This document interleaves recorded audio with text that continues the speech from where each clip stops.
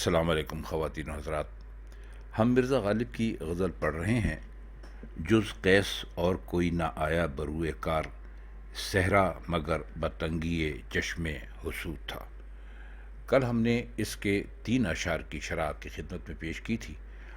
اس میں کل 6 اشعار ہیں، جن میں سے اب 3 اشعار باقی رہ گئے ہیں جن کی ہمیں شرح کرنی ہے اور مشکل الفاظ کے معنی آپ کو بتلانے ہیں. تو ہم اب شروع کرتے ہیں اگلے شعر سے. آئیے اگلا شعر دیکھتے ہیں. لیتا ہوں مکتب غم دل میں سبق ہنوز، لیکن یہی کہ رفت گیا اور بود تھا.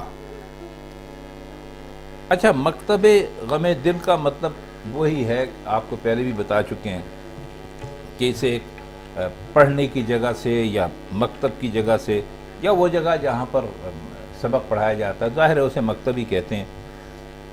تو کہتے ہیں میں ابھی تک اپنا جو میرا غم دل کا جو مکتب ہے اس میں ابھی تک سبق لیتا ہوں، لیکن یہی کہ رفت گیا اور بود تھا. مطلب یہ ہے کہ دیکھیے، جب آپ کوئی بچہ فارسی پڑھنے لگتا ہے تو اس کو یہ چھوٹے چھوٹے الفاظ ہی سکھائے جاتے ہیں کہ بھائی رفت کو کہتے ہیں فارسی میں گیا اور تھا کو کہتے ہیں بود. تو وہ کہتے ہیں کہ میں غم دل یعنی عشق کے مکتب میں ابھی پڑھنے لگا ہوں اور میرا سبق بالکل ابتدائی حالت میں ہے، یعنی ابھی تک رفت گیا اور بود تھا، یہ میں سب کچھ یاد کر رہا ہوں. تو عشق کی درسگاہ میں ابھی میں بالکل ہی نیا ہوں. قدم آگے بڑھے گا اور تعلیم کے ان ابتدائی درجوں سے آگے جاؤں گا تو خدا جانے کیا کیفیت میری ہوتی ہے. میرا ابھی تو یہ پہلا ہی سبق ہے. تو اچھا مزے کا شعر ہے، مزے کی بات کی ہے مرزا نے. اگلے شعر کی طرف آئیے. ڈھانپا کفن نے داغ ایوب برہنگی، میں ورنہ ہر لباس میں ننگے وجود تھا. داغ تو آپ جانتے ہیں نشان کو کہتے ہیں. ایوب برہنگی، ایوب اصل میں جمع ہے عیب کی. عیب کا مطلب ہوتا ہے کسی قسم کی خامی ہونا، اور برہنگی کہتے ہیں عریاں ہونے کو، ننگا ہونے کو. میں ورنہ ہر لباس میں ننگے وجود تھا.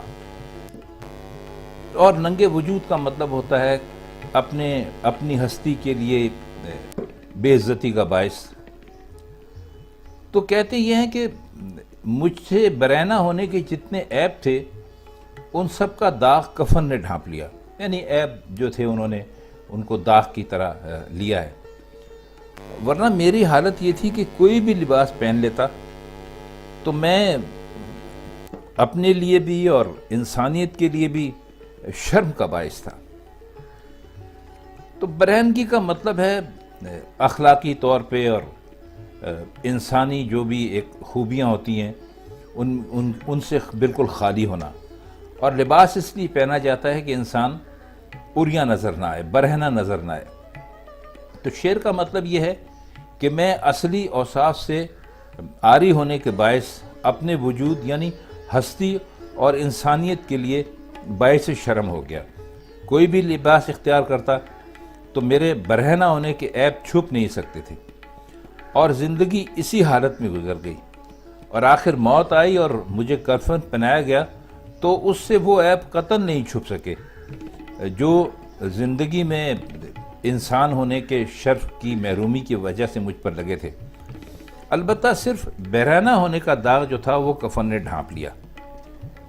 تو ان کا کہنے کا مطلب یہ ہے کہ انسان کے ظاہری جسم کے علاوہ بھی اس کے اندر ایسے انسانی اوصاف بھی ہونے چاہیے کہ کوئی اس کو یہ نہ کہہ سکے کہ یہ اچھا آدمی نہیں تھا. تو ایک طرح سے ایک اخلاقی درس یا سبق دینے کی بھی مرزا نے اس شعر میں کوشش کی ہے. تو یہ تھی مرزا غالب کی غزل جز قیس اور کوئی نہ آیا بروئے کار، جس کے مشکل الفاظ کے معنی اور غزل کی تشریح یعنی اشعار کا مطلب ہم نے آپ کی خدمت میں پیش کیا. تو آج کے لیے بس اتنا ہی. آپ سے مرزا غالب کی کسی اور غزل کے ساتھ کسی اور محفل میں پھر ملاقات ہوگی. تب تک کے لیے ہم چاہتے ہیں آپ سے اجازت. خدا حافظ.